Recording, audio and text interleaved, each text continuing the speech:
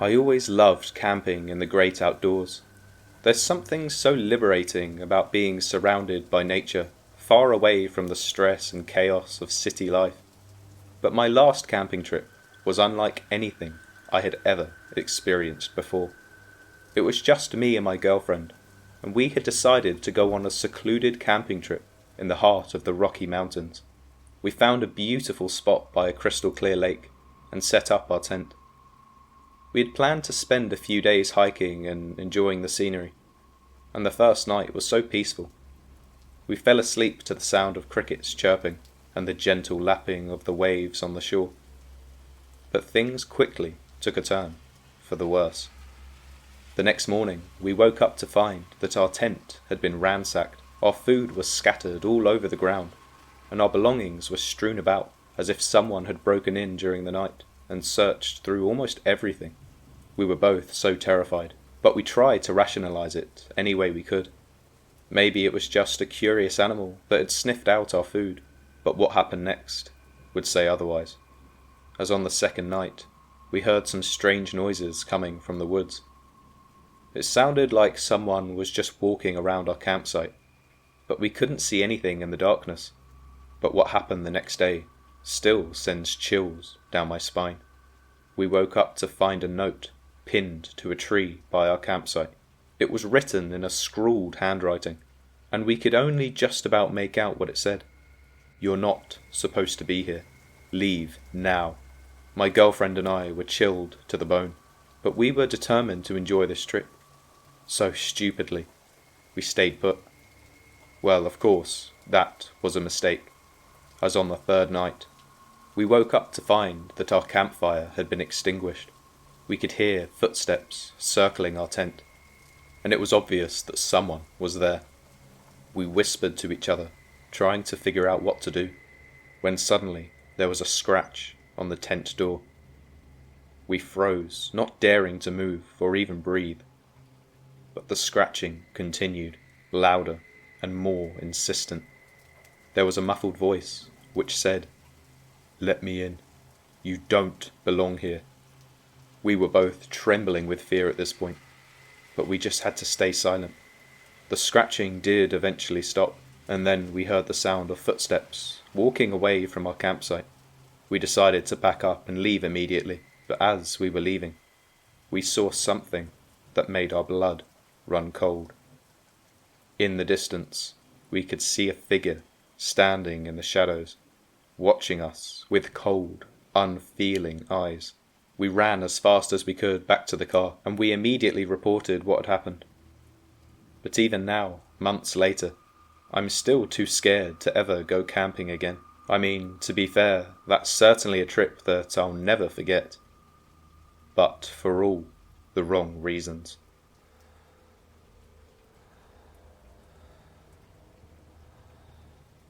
It was a Friday night, and my friends and I were having a blast at one of the most popular clubs in the city. As always, it was packed, the music was loud, and everyone was having a good time. I remember we'd been looking forward to this night for weeks, as it had been a while since we last saw each other, so we were determined to make the most of it. But as the night went on, the club got even more crowded. It soon became difficult to even move around. We were constantly being pushed and pulled by the crowds, and it felt like we were all packed in like sardines. The heat was intense, and the air was thick with sweat and alcohol, not to mention the countless men rubbing up against us accidentally, which was certainly making me uncomfortable, to say the least.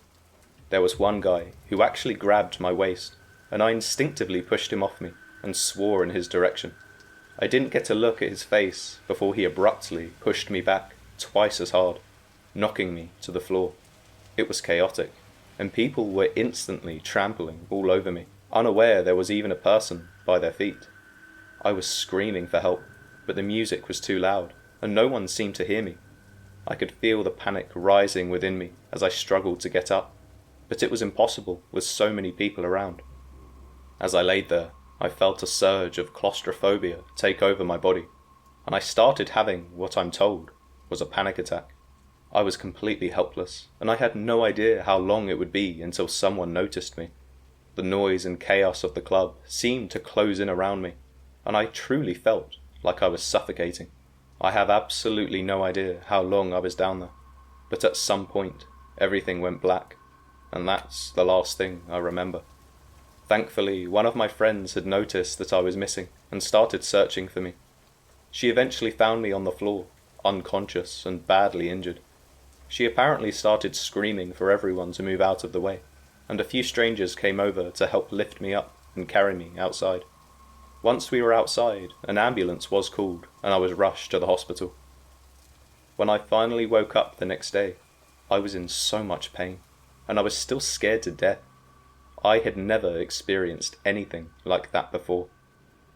At the hospital, the doctors told me that I had suffered several broken bones and had internal bleeding, which I'm still somewhat recovering from to this day.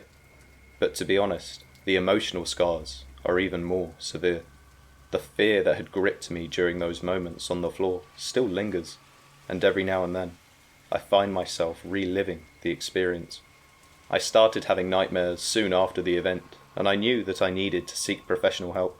It wasn't until much later that I actually learned that overcrowding and accidents like mine were not uncommon in nightclubs. I guess it was something I never really considered before. But now I am extra careful whenever I get immersed into a crowd, as you never know what might happen.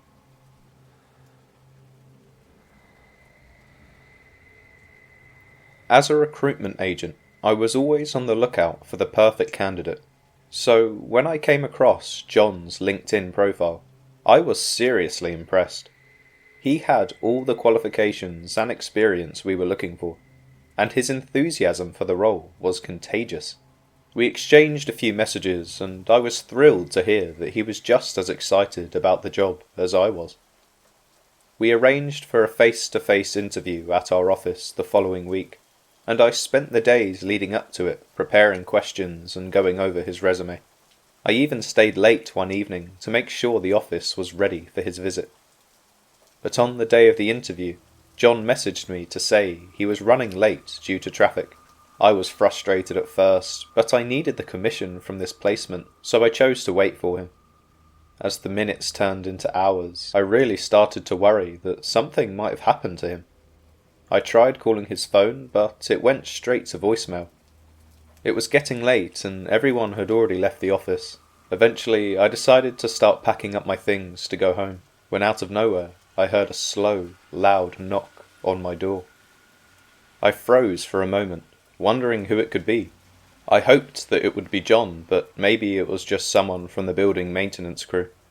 Either way, I cautiously made my way to the door and looked through the peephole.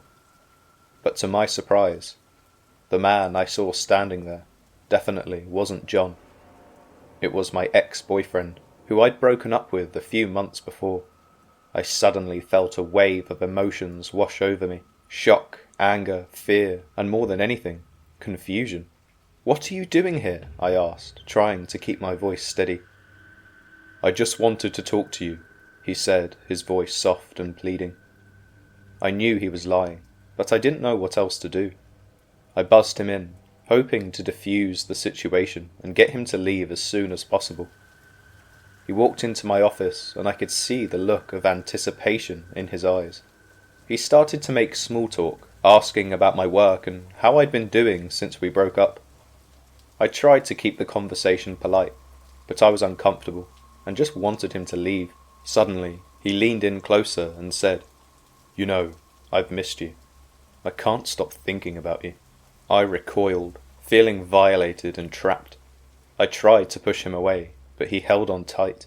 "Please, just let me talk to you." I knew I had to get him out of there, but I didn't know how. I tried to reason with him, explaining that I couldn't talk to him right now and that he just needed to leave. But he was getting more and more agitated, and I started to feel like I was in danger. Suddenly, he reached out and grabbed me, trying to pull me even closer. I screamed and pushed him away, feeling a surge of adrenaline and fear. He stumbled back, his expression changing from desperation to pure anger. "You're always so cold to me. Why did you break up with me? What did I do wrong?" I was shaking, tears streaming down my face. I didn't know how to answer him. All I could think about was how to get him out of my office and away from me. Please, just leave. You sure you want me to leave? I mean, I know you need the money. Suddenly, my fear turned to rage as all the bad memories of our relationship came flooding back to me in that one moment. Excuse me? I'm doing just fine, thank you, you condescending prick. Now get out of here before I call the police. He just smirked and gave me that same arrogant look he would always give me. He continued just staring at me for a few more seconds, but then, eventually, he turned and slowly walked out of my office. I watched him go, feeling relieved but also still very scared. I didn't know what he might do next. I called the police to report what had happened, and they helped me file a restraining order. Luckily, so far I haven't seen him again, but ever since that day, I've been so scared to meet up with potential candidates, so that experience has genuinely really affected my career. But I'm determined to continue, as there's no way in hell I will ever let that sick man dictate my life again.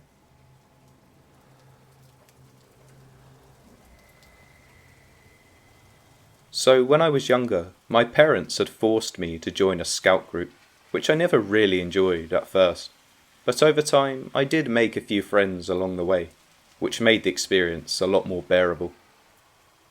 My scout group was nothing special. We would camp out every once in a while and learn about different types of knots and how to put up a tent. You know, the usual boring scout stuff. But after a year of biding my time and waiting until I was old enough to make my own decisions, I was completely and utterly shocked when our scout leader told us that they were organising a trip to the Borneo rainforest in Asia. All the parents would be coming along, and it was a once-in-a-lifetime opportunity for my family.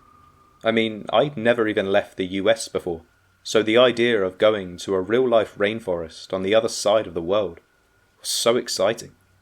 After a few months of organising, a date was finally set.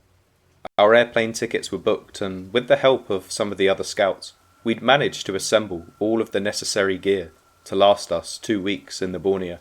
So after a really long flight, we made our way to a hotel adjacent to the rainforest, and I spent the entire night looking out the window, just staring at the lush jungle that I would be exploring the next day. Well, morning eventually came, and we headed off into the wilderness. After a few hours of hiking deep into the rainforest, we set up our campsite by a clear freshwater stream.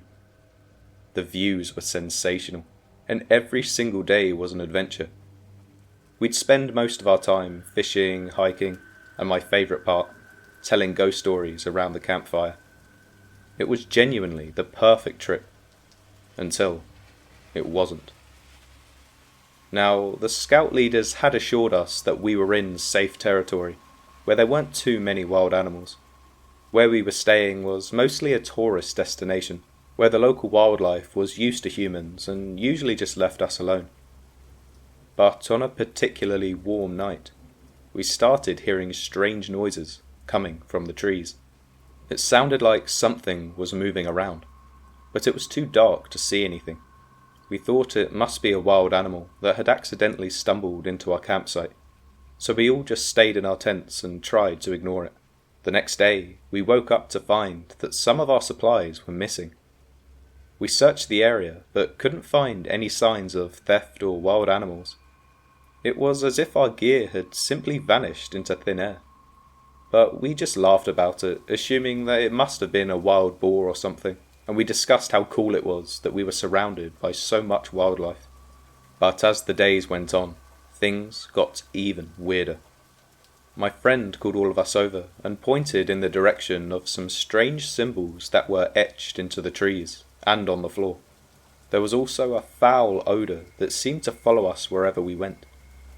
The consensus was that somebody had most likely stayed in our campsite before, and had left behind some markings to say they were there. This made sense, so we really weren't that concerned. In fact, again we thought it was so cool, and one of the scout leaders even used the etchings as part of the night's scary campfire story.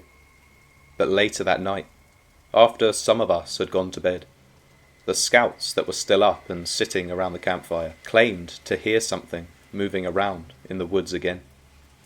This time, however, it was much louder, and it sounded like it was getting closer. Everyone started screaming, and we huddled together in our tents, scared out of our minds. Even the scout leaders looked puzzled, as they couldn't explain the noises that were emerging from the dark jungle. And then, suddenly, a group of men, dressed in next to nothing, burst out of the woods and charged directly at us. They were wielding crude weapons, and they had a wild look in their eyes. They started attacking our campsite, destroying our tents and scattering our supplies everywhere. We were all screaming and running in different directions, trying to escape the crazed attackers. One of the scout leaders was shouting at the men, demanding that they stop. But the attackers just weren't listening. We were all terrified, and we thought that we would never make it out alive. But once the men were finished trashing our campsite, they turned to the adults and started shouting at them in a strange language. Nobody knew what they were saying. Even one of the scout leaders who spoke the native language was confused, as even he'd never heard it before. But thankfully, once they stopped talking, they stabbed a large spear into the ground and gave what seemed like a final warning as they disappeared into the rainforest. Well, we instantly grabbed what was left of our things, and we hiked as fast as we could until we found a ranger station. The rangers were shocked by our story and sent a search party to investigate. Apparently, they found a cave near our campsite, and the strange symbols were there as well. But the attackers were nowhere to be found. Apparently, we had wandered into restricted territory, which explained the strange occurrences. But the rangers were still shocked to know that a wild human tribe existed so close to the tourist site. Well, safe to say, I never went camping again after that experience, and the scout troop quickly disbanded soon after we returned home. I try to look back on that trip with fond memories, but whenever I do, the very same night I will have a recurring nightmare of being chased in a forest, and I usually wake up in a cold sweat. So after pretty much documenting the whole thing in this story, I'm sure tonight will be interesting.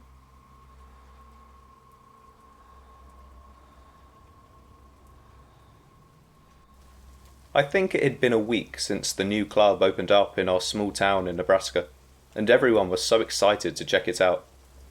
The club was beautifully decorated, with neon lights and a modern sound system that played the latest music. The bartenders were friendly, and the drinks were pretty cheap. My friends and I had been looking forward to it all week. As the night went on, the club started to get really crowded. People were dancing, laughing, and just having a good time. My friends and I were in the middle of the dance floor, enjoying the music and the energy of the crowd. But that's when I noticed a man standing alone in the corner. At first, I thought he was just looking around the club like everyone else, but his gaze was different. It was intense and unsettling. I tried to ignore him and just focus on having a good time. But as the night went on, he seemed to be approaching, getting closer and closer. I remember the lights started flickering and the music suddenly cut out. Everyone was looking around in confusion, wondering what had just happened. And that's when I saw the man again, standing right behind me now. "Hey there, beautiful. I've been watching you all night. Let me buy you a drink." I was frozen with fear, my mind racing with all the things that could happen next. In this moment, my friends were nowhere to be found. But then I heard someone calling my name. It was one of my friends, and she was waving at me from across the room. The man turned his head for just a moment, giving me the opening I needed to break free. I ran as fast as I could, not daring to look back. I found my friends outside, and we all ran to my car and drove away as quickly as we could. When we got home, I collapsed on the couch, shaking and crying. I couldn't believe how close I had come to something terrible happening to me. My friends and I talked about what had happened, and we agreed that we would never go back to that club again. It wasn't until the next day that I heard there had been other reports of strange behaviour at the club. Some people had even reported being drugged or robbed. I guess even in a small town where everyone knows each other, there are still dangerous people out there, no matter where you are. As the days went on, I couldn't stop thinking about the man in the club, and what could have happened if my friends hadn't have been there.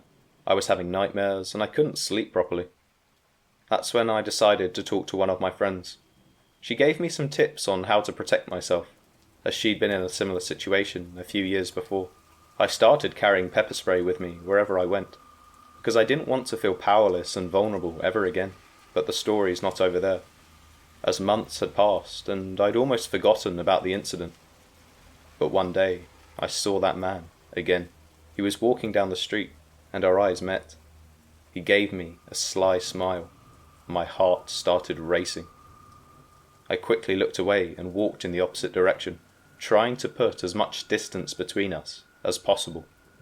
But it wasn't until I saw his face in the light that I realized he wasn't a stranger to our town at all. I had seen him before, hanging out at the gas station and the grocery store. In fact, I'd actually spoken to him before when he asked me if I could lend him my phone to make a call. At the time, I said I was in a rush and quickly left, but now I wonder, was he trying something then? Well, he must have left town, because the reports suddenly stopped coming, and nobody had seen him in a while. I can only hope he never returns, but even if he does, I know I'll be ready this time.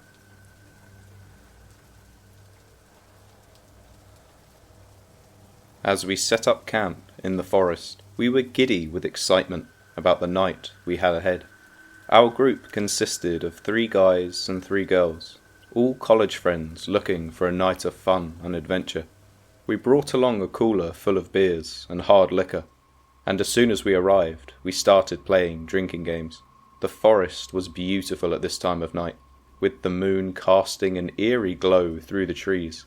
I think we were in the middle of a game of Never Have I Ever, when we stumbled upon a cabin in the middle of the woods.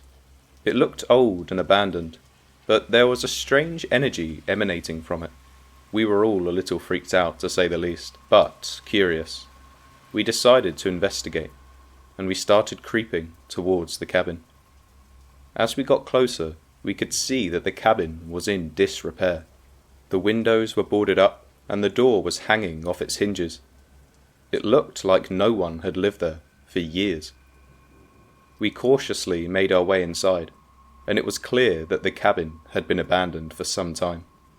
There was a layer of dust on almost everything, and the air smelled stale and musty.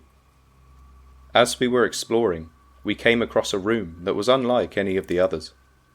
It was filled with these weird symbols and some odd-looking objects, including some jars that were filled with strange liquids and unidentifiable bones. Well, we were all a little freaked out, and we quickly left the cabin after seeing this, eager to put the creepy place behind us. So we got back to our campsite and just continued playing some more drinking games and trying to forget about that cabin. But then we heard a loud, angry voice coming from the woods. We all jumped at the sound of the voice, but we were so drunk we just thought it was a prank. That was until we saw a bearded man charging at us with a machete in hand. He was screaming and hacking at our tents, slashing through the canvas like it was butter. We were all too terrified to move as he swung his machete again and again, screaming at us to leave his property. Finally, one of my friends managed to grab his attention, and he turned to face him. It looked like he might calm down, but then suddenly he snapped again and started charging towards us with the machete. We all scattered in different directions, scrambling to pick up our things and get out of there. The man continued chasing, screaming and threatening us. It was pitch black, and we were all stumbling over roots and branches in our panic. It was then that I realized we were lost. We had run so far and in so many directions that we had no idea where we were. I was separated from the others, and I felt so alone. But that's when I heard the man's footsteps getting closer. At the time, I was hiding behind a tree, trying to catch my breath and figure out what to do next, when I heard the sound of gunshots. It was a sound that made my heart stop. I took off running again, but I didn't know where to go. I could hear the man's voice echoing through the trees, and just when I thought I was going to be caught, I saw a light in the distance. I ran towards it as fast as I could, and when I arrived, I realized it was a car. I collapsed on the ground, gasping for breath and shaking with fear. There was a man in the car, and I explained the situation.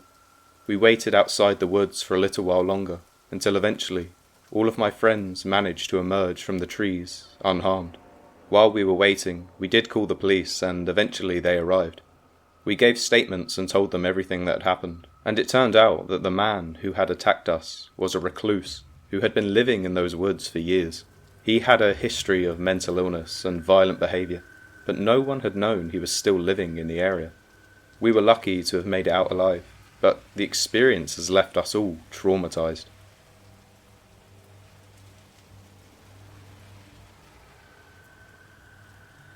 I had been looking forward to my cousin's 25th birthday party for weeks. All of her friends had come together to rent out the entire club for the day. As the night went on, the music got even louder, the drinks kept flowing, and the dance floor was filled with people. I had a blast dancing with my cousin and her friends, and we took a ton of pictures and made some great memories. But as the night started to die down, most of the people had left, and only a few stragglers remained. My cousin had been flirting with the bouncer all night, and while she was busy, I volunteered to tidy up after the party. As I was alone tidying the DJ decks, a man approached me. He was tall, with unkempt hair and a menacing grin. "Do you need any help?" I smiled politely and said that I was fine, but he didn't leave. Instead, he just kept talking to me, his eyes darting around the room, almost as if he was checking if anyone else was around. At this point, I started to feel uncomfortable, and I could feel my heart begin to race. I didn't know what to do. I tried to ignore him, but he just kept talking, and as he got closer, I noticed that his breath stunk of alcohol, and I could tell that he'd been drinking for a while. "Come on, let me help you. I can show you a few tricks on the decks if you like." I shook my head, trying to back away from him, but he wouldn't take no for an answer. He stepped closer to me, his eyes glinting with malice. I could feel the panic rising within me. "Please leave me alone. I don't need your help." He laughed, a harsh, ugly sound. "I can do what I want. You can't stop me." Suddenly, he lunged at me, grabbing me by the arm and trying to pull me towards him. I screamed, but there was no one else around to hear me. I tried to push him away, but he overpowered me. He had managed to push me to the floor, and at this point he was on top of me. But in that moment, my cousin suddenly burst into the room. I assumed she heard my screams, and when she saw what was happening, she flew into a rage. "What the hell do you think you're doing?" she screamed at the man. "Get off her!" He just laughed, trying to brush it off as a joke. "We were just messing around." But my cousin wasn't having any of it. She ordered the bouncer that she'd been flirting with all night to remove the man from the club immediately. He did so, throwing the man onto the street with a stern warning never to come back. Afterwards, my cousin and I sat down and talked about what happened. She apologised for leaving me alone and promised to never let anything like that happen to me again. But after I'd calmed down, she confessed to me that she'd actually been talking to that bouncer all night, and apparently they were really hitting it off. Over the next few weeks, inevitably my cousin and that bouncer started dating, and their relationship quickly blossomed into something quite beautiful. They were inseparable after that, and it was clear to everyone that they were meant to be together. And then, 1 year after the incident, they got married, and it was a wonderful day, and everyone was so happy for them, especially me. Looking back on that terrifying night, I can't help but feel grateful that my cousin was there to save me, and I'm even more grateful that it led to her finding the love of her life. I guess sometimes, even the scariest moments can lead to the most beautiful ones. Oh, and before you ask, no, that guy was not invited to the wedding.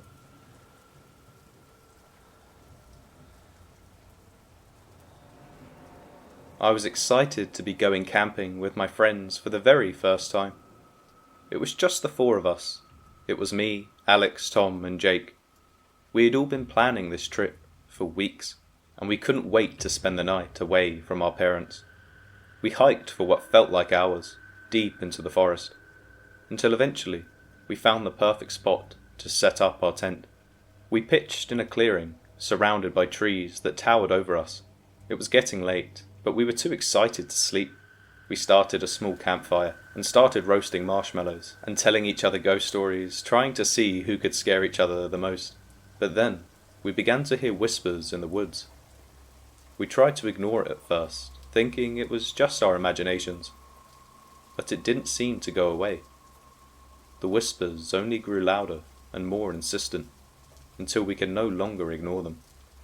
At first I thought it was one of my friends playing a trick, but then we all looked at each other and could still hear the whispers, which is when we realized that this was real. We decided to investigate, and we slowly made our way through the dark woods, shining our flashlights around us. I guess we wanted to confirm that it was probably just an animal or something that we could explain. But that's when we saw it. A small, run-down cabin in the middle of the woods. It looked like it had been abandoned for years, but we could see a flicker of light coming from inside. Being young and curious, not to mention stupid, we decided to investigate the cabin. Don't get me wrong, I was scared, but it didn't seem like any of my friends were, and the last thing I was going to do was stay behind on my own. As we approached the cabin, we heard a strange humming noise coming from inside. It was low and almost musical, but there was something eerie about it. We hesitated for a moment, but then Alex bravely pushed the door open. The room was empty, except for a single rocking chair, slowly creaking back and forth. We looked around, trying to figure out who had been there and why they had left in such a hurry. But that's when we heard the sound of footsteps coming from outside the cabin. We quickly realized that we were not alone. We scrambled to our feet and tried to run, but the door was blocked by a large, hulking figure. We could just about see that it was a man, dressed in tattered clothes, with his face obscured by the shadows. He suddenly burst the door open and lunged at us, and we scattered in all directions, trying to get away. I could hear my heart pounding in my chest as I sprinted through the woods, branches and twigs scraping against my face and arms. When we finally stopped to catch our breath, we realized that we were lost. We had run too far and too fast, and we had no idea how to get back to our campsite, let alone back to our house. We huddled together, shivering with fear and cold, as the night grew darker around us. But then, that same sound of twigs snapping and leaves rustling was getting closer. We just stared at each other, praying that we would make it out of the woods alive. When eventually, the sound faded away, and it appeared at least that we were alone. We kept moving and stumbled around for what must have been hours, until finally we found our way back to our campsite just as the sun was starting to rise. We were so relieved, but we also knew our job wasn't done yet. We quickly packed up our things and we headed back to civilization. Luckily, we managed to get out of the woods alive, but we never spoke of that night again. I still hear that same strange humming noise whenever I'm lying alone in bed, trying to sleep.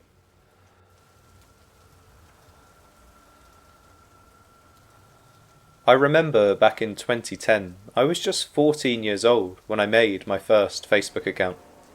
I was so excited to join the social media world and make new friends. I would spend hours scrolling through my newsfeed and sending friend requests to pretty much anyone I found interesting. One day, I received a friend request from a guy named Jake. He had a really cute profile picture and his interests were similar to mine, so I accepted his request without a second thought. We started talking and he seemed really cool. We chatted every day and soon became good friends. But then, things started to get weird. Jake was asking me personal questions and I started to feel quite uncomfortable. He even asked me to send pictures of myself, which I refused to do repeatedly. But he was so persistent and he wouldn't stop asking for pictures. He would tell me how beautiful I looked and how he just wished he could see me. I felt uneasy, but I did kind of like him and I didn't want to offend him, so I continued talking. As the days went on, things only got worse and I eventually tried to stop talking to him. But that's when Jake revealed to me that he was actually a 50-year-old man pretending to be a teenager. He said he was sorry for lying to me and that he just wanted someone to talk to. I was terrified and immediately blocked him from my account. I felt violated and disgusted, and I was just glad that I'd already stopped talking to him. But the nightmare didn't end there, as a few weeks later, I started getting strange messages from other Facebook accounts. They all had the same name, and it appeared that he was trying to talk to me again. After that, I was too scared to use social media, and I actually started having nightmares about him. Things only got worse from there, as I began to feel like I was being followed everywhere I went, and I started to notice strange cars outside my house. It was as if someone was watching me at all times, and I couldn't shake off the feeling that Jake was out there, waiting for me. And then, one night I woke up to a loud banging outside my window. I thought it was just the wind at first, but then I saw a shadow moving outside. My heart was pounding, and I was too scared to move. I started to scream for my parents, and they rushed into my room, asking me what was wrong. I pointed at the window, and they saw the shadow moving outside. My dad grabbed a baseball bat and ran outside to confront the intruder. But when my dad went out there was nobody outside my window. We never knew what happened, but the terror that I felt that night stayed with me for a very long time. I felt like I couldn't trust anyone, not even my own friends. It felt like I was always being watched, and I was still too scared to use social media ever again. To be honest, it took me a long time to recover from my catfishing experience, but I learned my lesson the hard way, as there are predators out there who are just waiting to prey on other, young, vulnerable girls.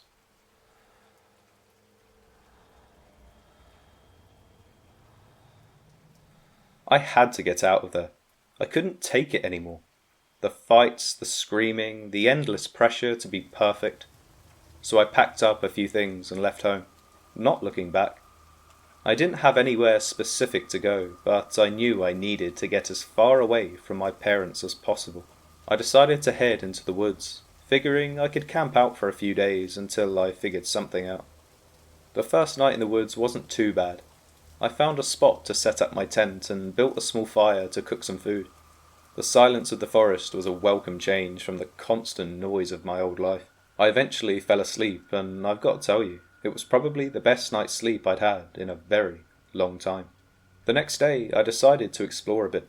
I walked deeper into the woods, taking in the scenery and trying to forget about my old life problems. As the sun started to set, I realized I had gone farther than I intended, and didn't recognize any of my surroundings. I turned around to head back to what I thought was my campsite, but soon I realized I was lost. Panic quickly set in as I wandered aimlessly through the forest. As it got darker, I realized that I needed to find shelter for the night. I stumbled upon an old cabin and decided to take refuge there. The door was unlocked and I cautiously stepped inside, but luckily it was empty, save for a few pieces of furniture covered in dust. I felt so lucky, and a wave of relief went through my entire body. I had my sleeping bag on me, so I set it up on the floor and tried to go to sleep, but it didn't come too easy that night. Every little noise had me on edge. The creaking of the cabin, the rustling of the leaves outside, and the sound of my own breathing, all seemed amplified in the eerie silence of the woods. I couldn't stop thinking about how I was completely alone, with no one to turn to if anything went wrong. Well, as I laid there, I suddenly heard something scratching at the door. It continued, slow and deliberate, and I held my breath, listening as it grew louder. It suddenly stopped, and I waited, afraid to move, and then, in the silence, I could hear somebody breathing heavily outside the door, and then it slowly started to creak open, and a black figure stepped inside. It was a tall, gaunt man with sunken eyes and long, matted hair. He stared at me with a chilling intensity, and I knew I was in trouble. Without saying a word, the man lunged at me, his hands outstretched. I grabbed the closest thing to me and swung a stick in his face. He stumbled back and I bolted out of the cabin, running blindly through the woods.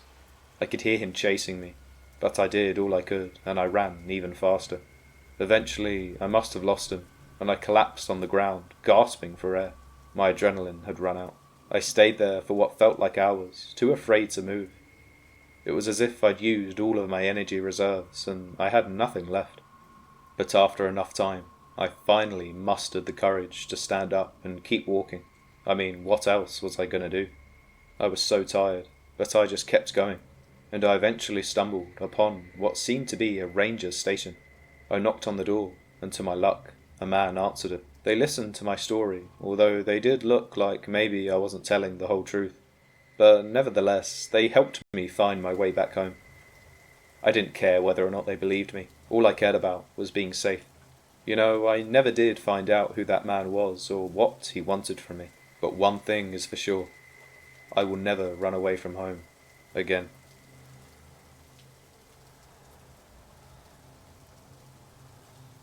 I was nervous as I stepped out of my dorm room and into the hallway. My new flatmates had invited me out clubbing with them, and as someone who had never really gone out much before, I was scared, but also excited. It was my first night out at uni, so it was an experience that I'd looked forward to for quite a long time. Well, we eventually arrived at the club, but I immediately felt out of place. The music was so loud and the lights were incredibly bright. My flatmates were having a great time, of course, and I didn't want to spoil their fun, so I tried to just relax and enjoy myself in any way. As the night wore on, I found myself actually dancing with a few guys and starting to have a good time. But then, I noticed someone staring at me from across the dance floor. He was a tall, dark-haired man with piercing eyes, and every time I glanced in his direction, he was always staring at me. I tried to ignore him and continue dancing with my friends and some of the other guys, but I couldn't shake the feeling that he was always watching me. And then, suddenly, he was there, standing right next to me. "Hi there," he said with a creepy smile. "You are beautiful." I tried to back away, but he moved closer. I could smell the alcohol on his breath. "Come on, dance with me." I pulled away and headed towards the exit, but he followed me. I could hear his footsteps behind me as I burst out of the club and into the cold night air. I was about to head towards the street when I felt a hand on my shoulder. "Hey, I'm sorry. At least let me give you a ride home," he said, nodding towards his car parked nearby. I ignored him and I tried to push past him, but he was strong. I started to panic when his arms were suddenly wrapped around me. But then a bouncer appeared out of nowhere, and he pulled the man off of me. "Are you okay?" the bouncer asked me. I nodded, still shaking with fear. The bouncer led me back inside the club and he called the police. It turned out that the man was actually a cab driver who had been preying on young women leaving the club alone. He was arrested that night and charged with attempted kidnapping, and it was all over the newspapers. After that night, I never went clubbing again. The experience had been too terrifying, but I was so grateful to that bouncer who saved me from such a terrible fate. I guess being adventurous isn't always worth the risk.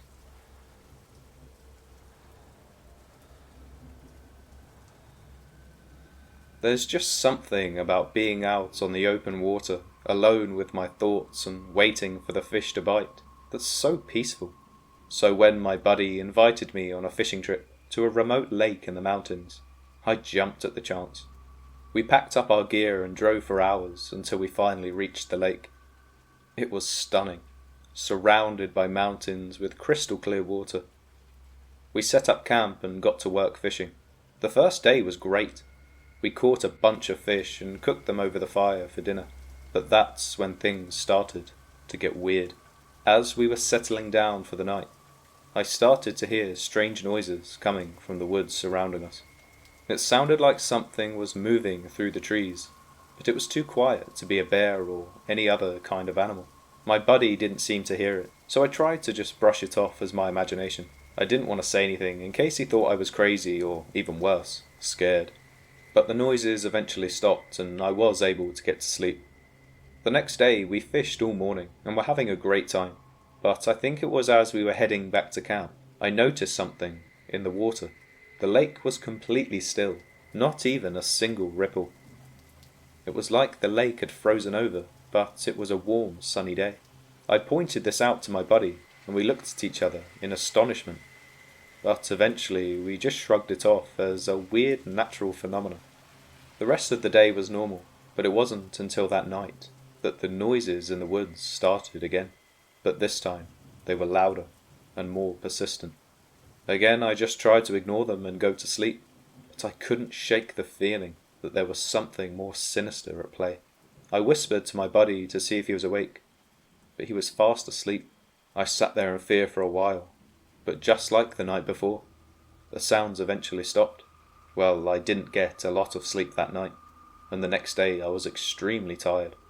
The next morning we headed out to a fishing spot near the shore, but as we sat there, we suddenly heard a loud splash.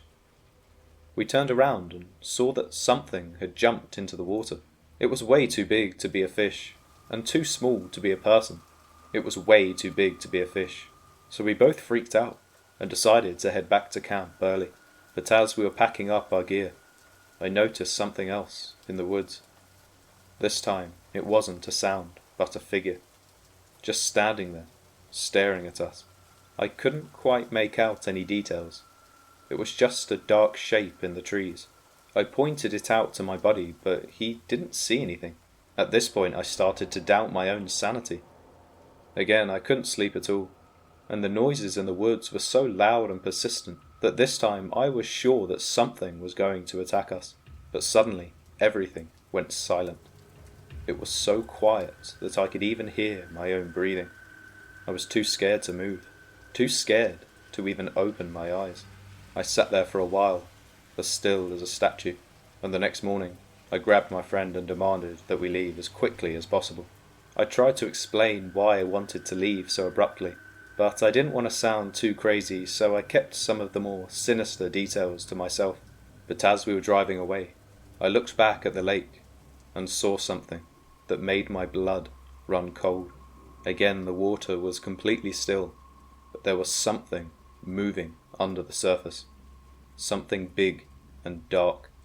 I didn't say anything, and we just kept driving away. And I've never gone back to that lake again. To be honest, I don't think I ever will.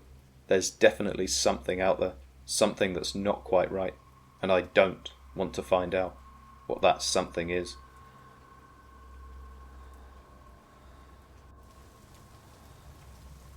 As I sat in my office, attempting to get through the day, I couldn't help but feel uncomfortable. I was new to the role, but I'd quickly realised it was a very male-dominated office. My boss was a textbook narcissist.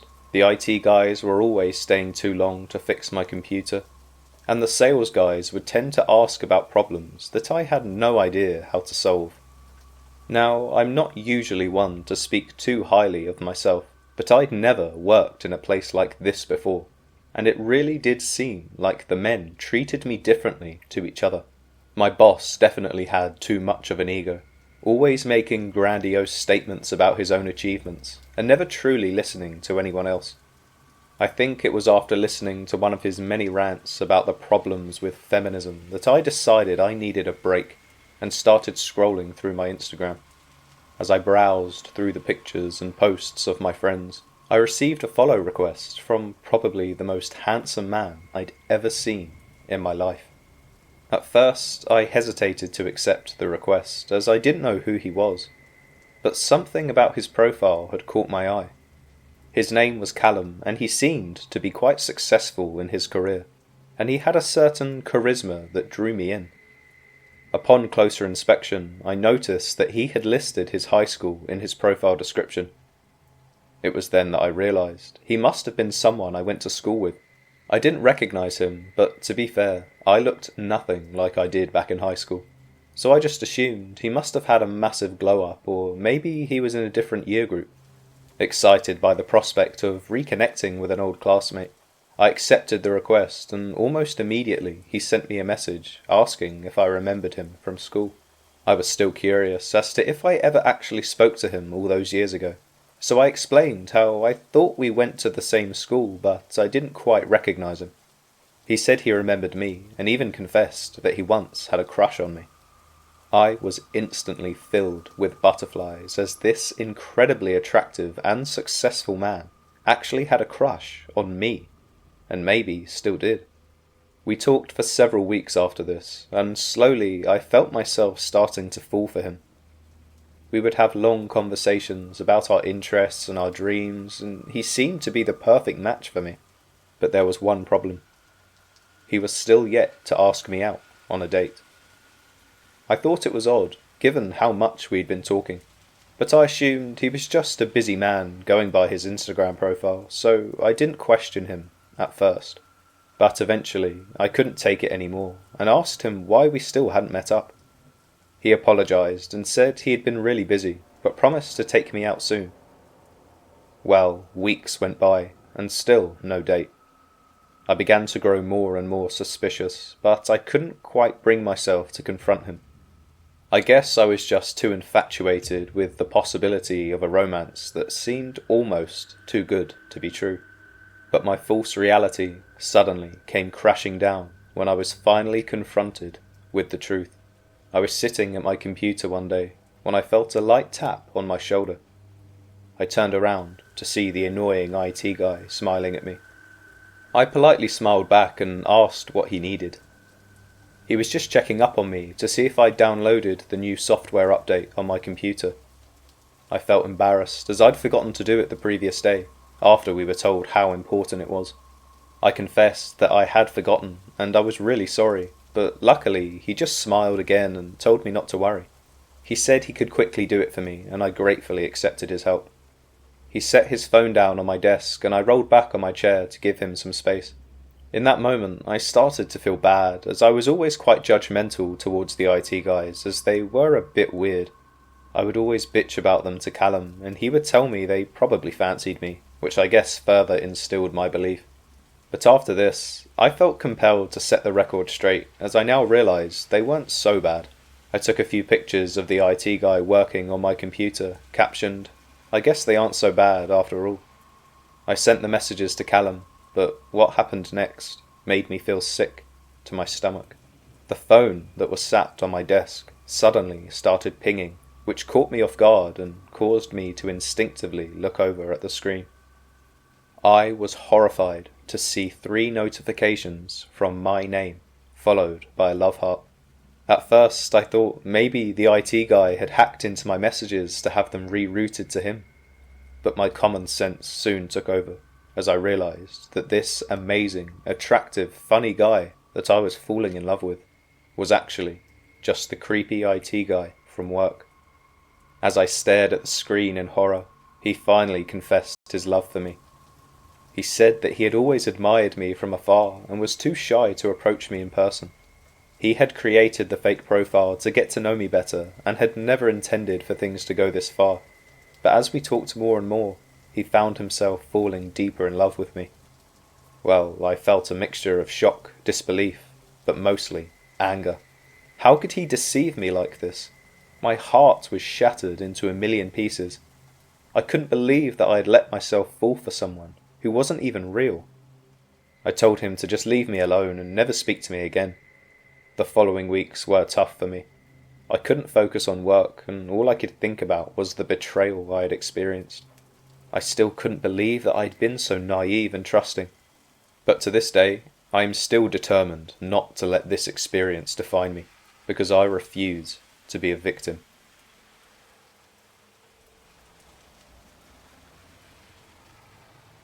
Camping always used to be by far my favourite thing to do. But after that day, I could never look at the wilderness the same way again. I had picked out a secluded spot deep in the woods, miles away from any sign of civilization. It was the perfect spot. There was a small stream nearby and plenty of trees to provide shade. I pitched my tent, started a fire, and I settled in for the night. But as the sun began to set, things started to get weird. I could hear these strange sounds, and then eventually, footsteps crunching on the ground. I looked outside my tent, and I didn't see anything, so I climbed back in, and I waited to see if there were any further sounds. Well, after about an hour of nothing, I eventually went to bed. But I still couldn't shake the feeling that I wasn't alone. I tossed and turned, unable to fall asleep, and that's when, in the middle of the night, I heard a faint whisper. It was so soft that I couldn't make out what was being said, but it was definitely there. I sat up in my sleeping bag, straining my ears to listen. That's when I heard it again, but louder this time. It sounded like the voice was saying, "Get out of here." I looked around, but there was no one there. Again I peeked outside of the tent, and I looked around, but there was no one there. It appeared that I was all alone in the darkness, with nothing but my flashlight and my tent to protect me. And then suddenly, there was a loud bang on the side of the tent. I jumped, my heart racing, and I could feel the blood pounding in my ears as I listened for any more sounds. But there was nothing. No more whispers, no more banging on the tent. Just dead silence. I sat there, huddled in my sleeping bag, too scared to move. And then, slowly but surely, that same sound of crunching footsteps began to approach my tent. They were slow and deliberate, and I could hear each individual step. I knew I had to act fast. I grabbed my flashlight and unzipped my tent, shining the light into the darkness where the sound seemed to be coming from. But what I saw standing before me froze me in my tracks. There was a figure, tall and shadowy, with long arms and legs that seemed to stretch on forever. And worst of all, it had no face, just a blank, featureless void where its head should have been. I tried to scream, but nothing came out, and the figure just stood there, staring at me with its empty eyes. And then, in one swift movement, it darted away into the darkness, disappearing without a trace. I went and hid in my tent again, and I didn't get any sleep that night. But as soon as it became light again, I packed up my gear and got the hell out of there. I never went camping alone again after that night, and to be honest, I don't think I ever will. Don't get me wrong, the wilderness is still a beautiful and mysterious place, but sometimes it's best just to stay away.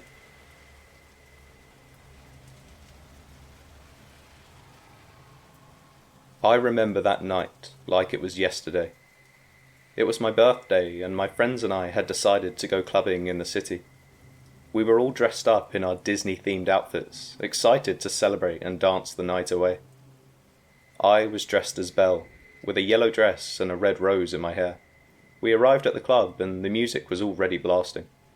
We made our way to the bar and ordered some drinks. I had only had 1 or 2 sips of my cocktail when I started feeling really weird.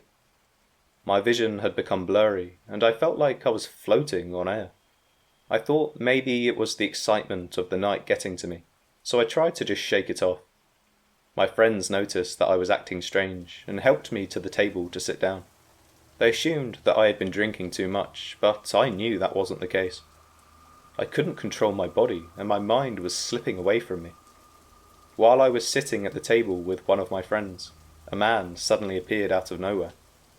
He was older, maybe in his late 30s, with a creepy face that gave me the chills.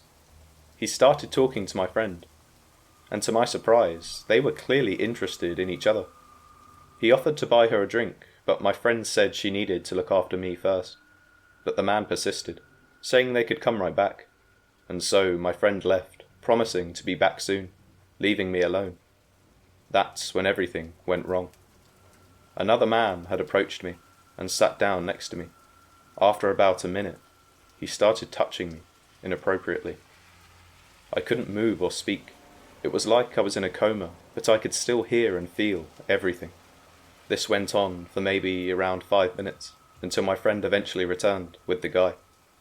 When she saw us, she immediately noticed that something was wrong. She asked who the man was, and he just said he was my friend, but there was something about him that seemed off. My friend could sense that something was not right, and the man picked up on this and quickly left. After he'd gone, I regained my focus a little while later, and I was finally able to speak. I told my friend what had happened, and at that point I think we both knew that I had been drugged. The man who had touched me was nowhere to be found, and we actually never heard from him again. That experience changed me forever. I couldn't trust anyone anymore, and I was always on guard, and still am. afraid that something like that would happen to me again. It's been years since that night now, but the memory still haunts me. I wonder who that man was and what they had planned for me if my friend hadn't come over. The fear of the unknown is the worst part of it all, but all I can do is keep going and make sure to never go to a club again.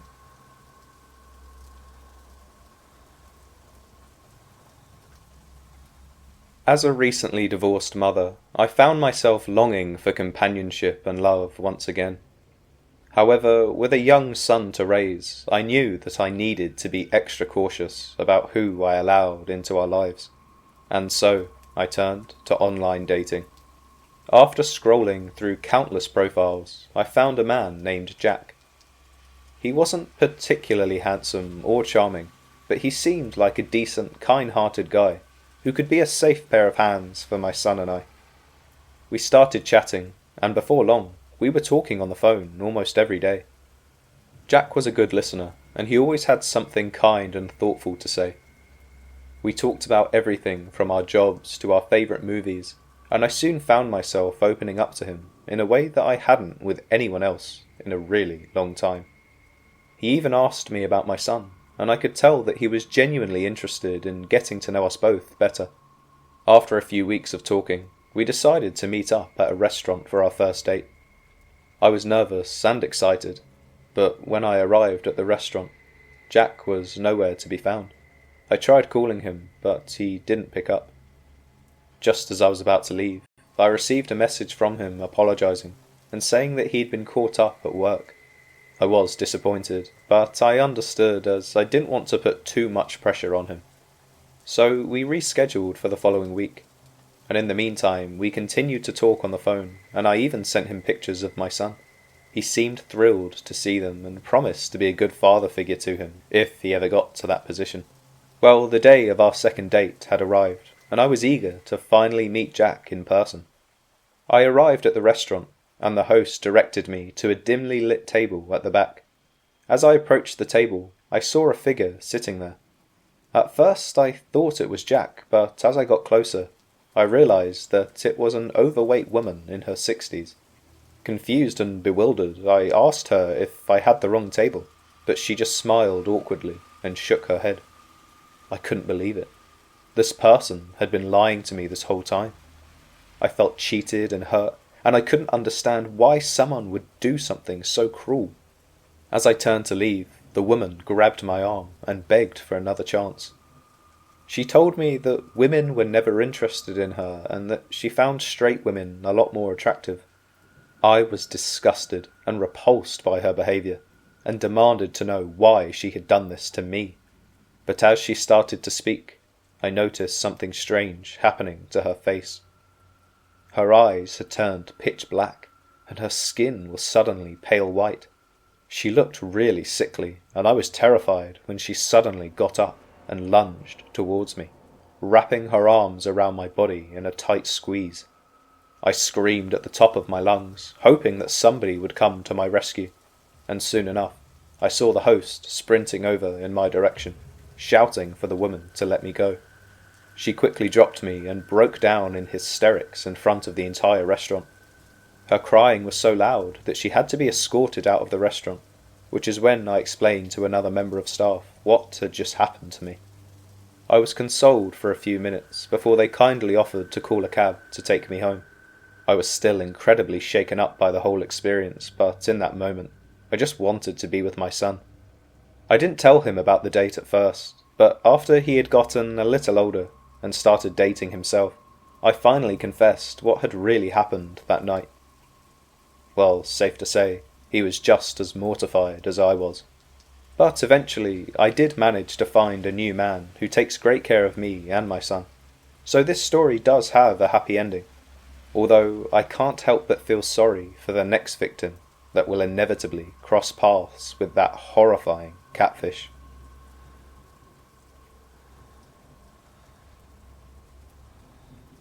I've always been an outdoorsman, but my wife and kids had never shared my enthusiasm for camping. That was until we moved to Canada, and they finally saw the beauty of the wilderness for themselves. We had decided to take a family camping trip, and I was so excited to share my passion with them. We packed up our gear and set off into the mountains. We had a beautiful spot by the lake, and we spent the first few days fishing, hiking, and just exploring the area. For me at least, it was a perfect vacation, and we were all enjoying ourselves. That was until we noticed something strange. It started with small things like hearing noises in the middle of the night, which we all brushed off, thinking it was just the sound of animals in the forest. But as the days went on, things got more and more sinister. One night, we were all sitting around the campfire when we suddenly heard a blood-curdling scream. It sounded like it was coming from deep within the woods, and it sent shivers down our spines. We all sat there in silence, listening for any other sounds, but all we could hear was the sound of the fire crackling. The next morning, we went for a hike, and that was when we noticed that something was off. There were trees that had been knocked down, and the ground was littered with strange footprints. It looked like someone, or something, had been through that area, and it had left a trail of destruction in its wake.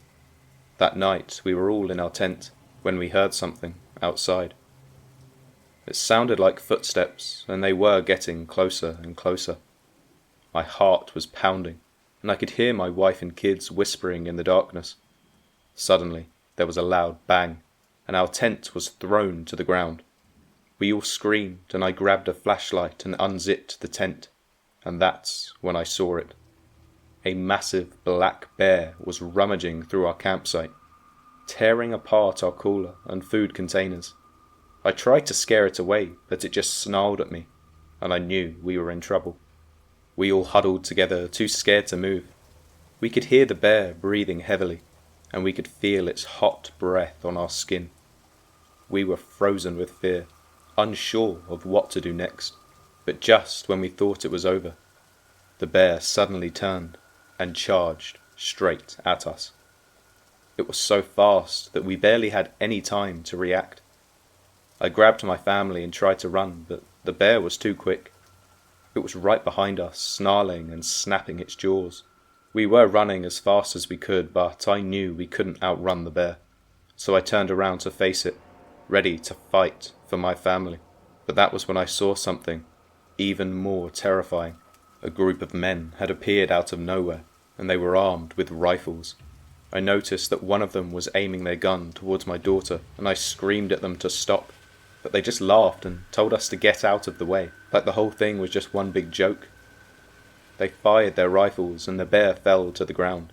My eyes were closed in response to the loud noise, but when I opened them again, I saw that we were all covered in blood and shaking with fear. Well, we instantly headed back to our campsite, and we packed things up and left, eager to get back to civilization. Well, after that experience, we never went camping again.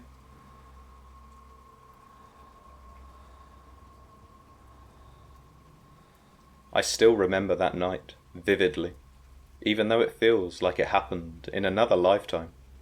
It was just another college party, nothing out of the ordinary. But after a while, the party died down, as it does, and a group of us decided to head to the local club. We were all pretty drunk already, but we didn't care. We were young and invincible, right? Or so we thought. When we got to the club, there were already a lot of people there. It was packed and everyone seemed to be having a good time. But then, things started to go wrong. There was another group of guys from a neighbouring college who were there, and they started flirting with some of the girls in our group. At first we tried to ignore them, but then things escalated quickly. Before we knew it, there was a full-blown fight happening in the middle of the dance floor. The girls were screaming and scared, and we were all trying to get out of the way. But that's when I felt a sharp pain in my side. At first I thought someone had punched me, but then I saw the blood on my shirt. I had been stabbed. The next few minutes were a blur. I remember the paramedics arriving and rushing me to the hospital, and I remember the pain and the fear and the uncertainty of whether or not I was going to survive. It was touch and go for a while, but eventually I pulled through. The doctors told me that I was lucky to be alive, and that the wound had narrowly missed a major artery. But even though I survived, I was never the same again. I was haunted by the memory of that night, by the fear and the violence and the senseless brutality of it all.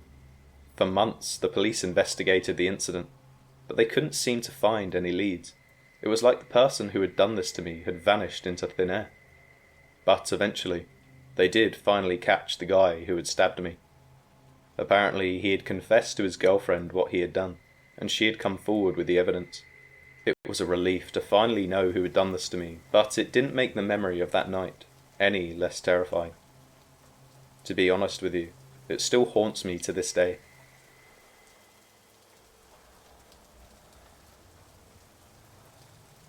I was so happy when I matched with this girl named Emma on Bumble.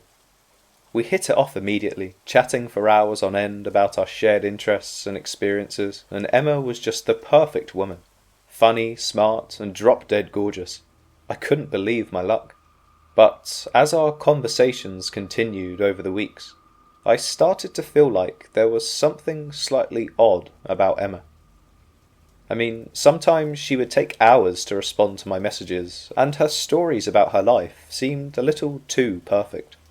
But I ignored those nagging thoughts and kept chatting with her, thinking that maybe I was just overthinking things. One day, Emma suggested that we exchange phone numbers so we could text each other directly. I eagerly agreed, thinking that our relationship was finally progressing. But when I texted her, I got a response from someone I didn't know. The person claimed to be Emma's friend, saying that she had died in an accident a week ago. I was devastated. I couldn't believe that the woman I had grown so close to had suddenly been taken from me. But as I mourned, I couldn't shake the feeling that something was off. I did some digging online and found out that Emma's pictures had actually been stolen from a model's Instagram account. It had become apparent that someone had been pretending to be her all along. As I sat there, scrolling through Emma's numerous fake social media accounts, I suddenly got a message from a different person. This one claimed to be Emma herself, saying that she wasn't dead, but that she had been pretending to be someone else online. I was furious. I had been pouring my heart out to a complete stranger for weeks, and now I was being mocked by them. But my anger quickly turned to fear when the messages started pouring in from Emma's friends and family accounts, all saying the same thing, that Emma was dead and that I should move on. I felt like I was losing my mind. Who was behind all of this? Was it just one person or a group of people working together? I was too scared to even think about the possibility that this could be something more sinister than a simple catfishing scam. And then, one night, as I was lying in bed, trying to forget about the whole situation and just move on with my life, I heard a strange noise just outside my window. I tried to ignore it, thinking it was just my imagination, but the noise continued. I was struggling to fall asleep anyway because I had a lot on my mind, but this was the last straw, and I finally got up to investigate. As I approached the window, a figure jumped out from the bushes and started running in the opposite direction. I was terrified. Who was that? Could it have been Emma, or possibly one of her friends or family? I called the police, but they found nothing, just some muddy footprints leading away from my window. Every time I left my apartment after that moment, I felt like someone was following me. Every time my phone buzzed with a notification, my heart would start racing, thinking it was just another message from one of Emma's fake accounts. It took me a really long time to finally get over that situation, but even now, years later, I still find myself looking over my shoulder, wondering if the catfish who nearly destroyed me is still out there, somewhere.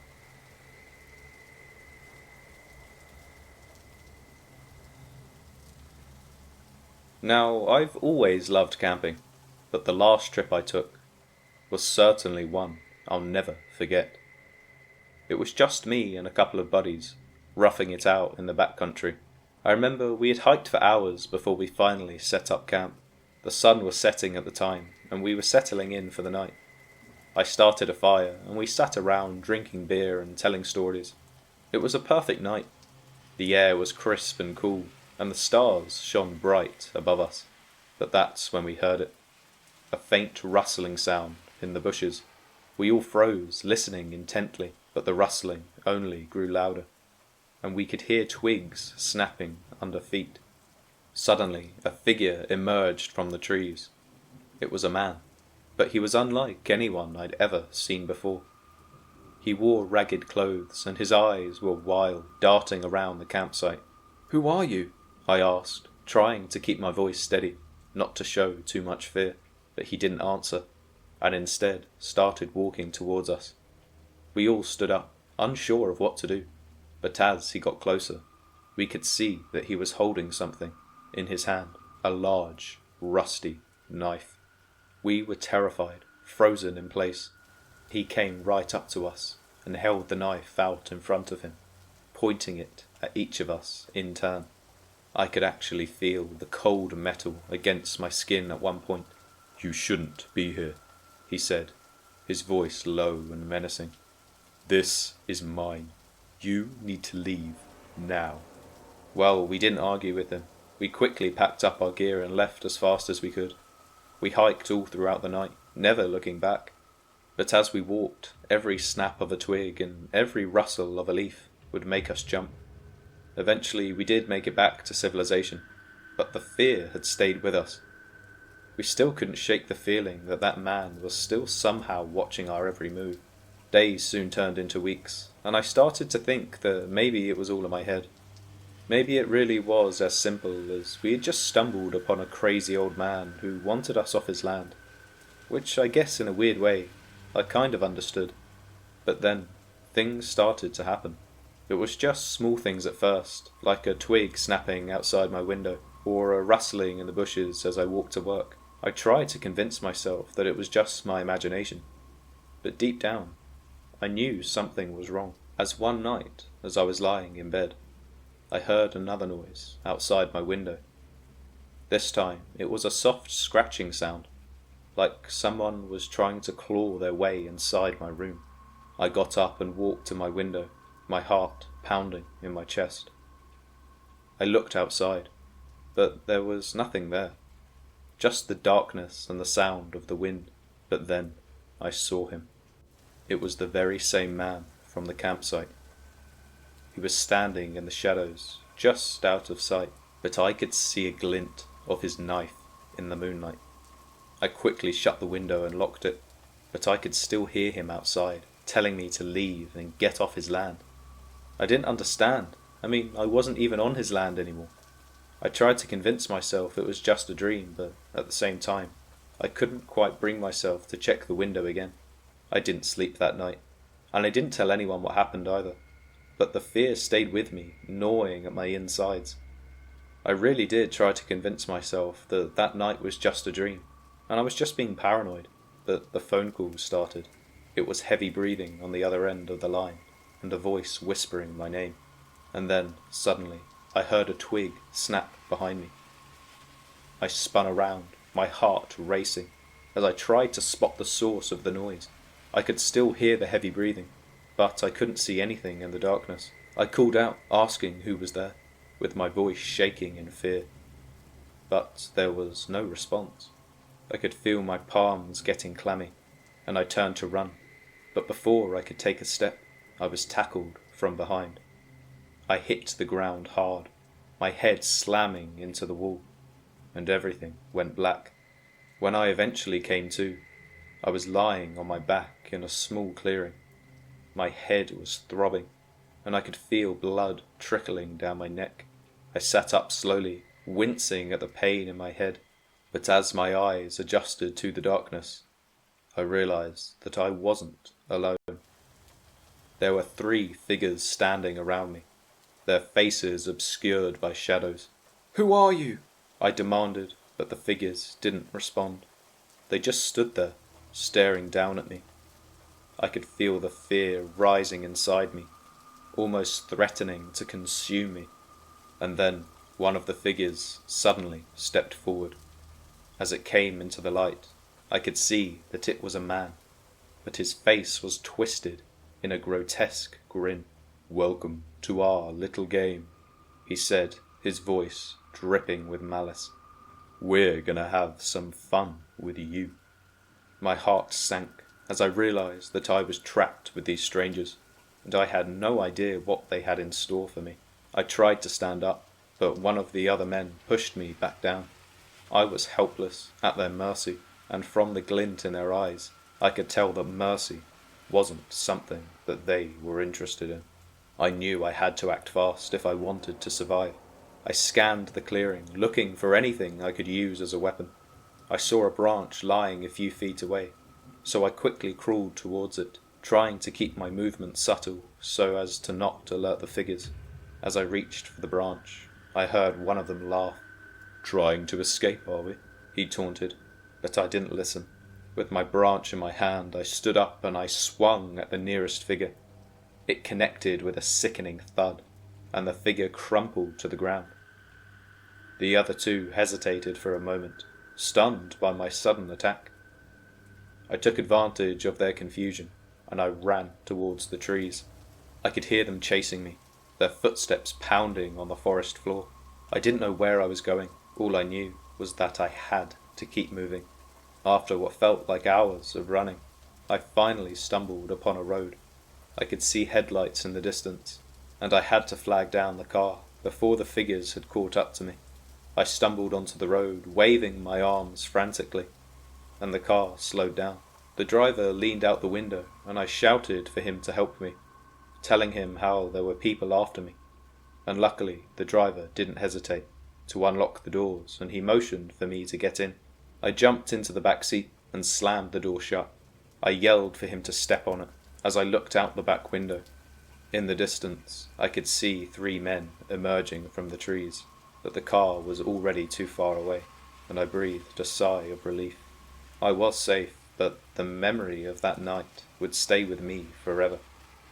I still can't help but wonder who those men were, and what would have happened if I hadn't have managed to escape.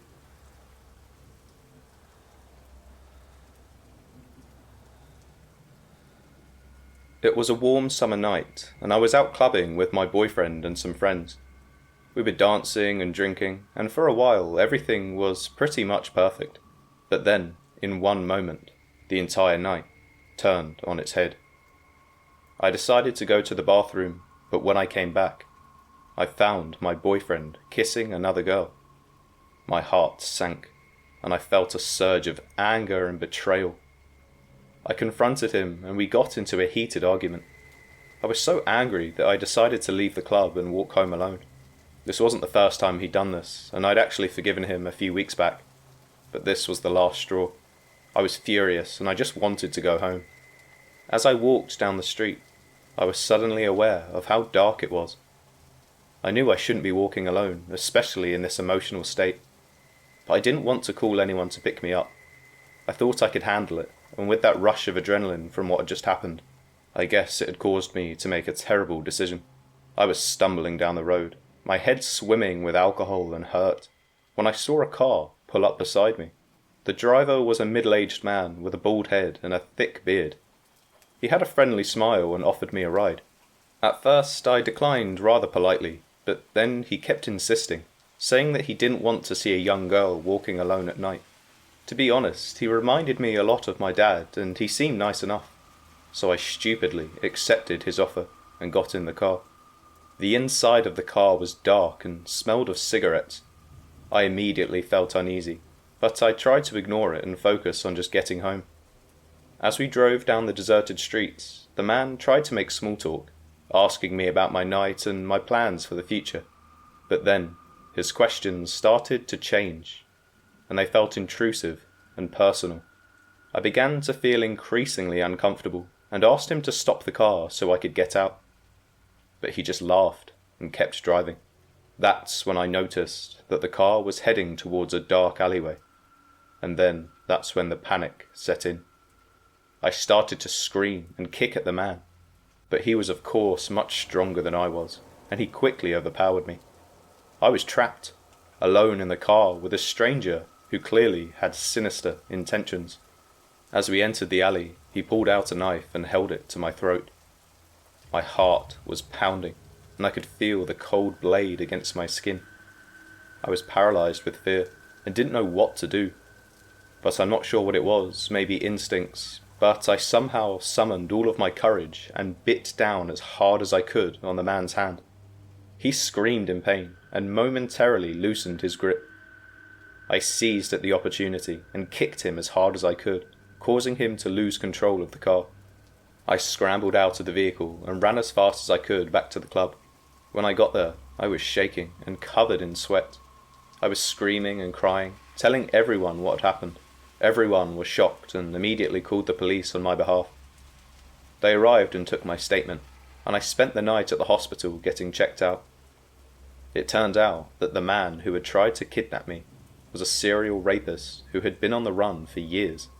Apparently, I was just lucky to be alive, and although the experience certainly made me stronger, it's also left me scarred, and it haunts me to this day. Thank you for watching, and if you prefer the longer format videos, please let me know in the comments down below, and make sure to subscribe for more scary stories.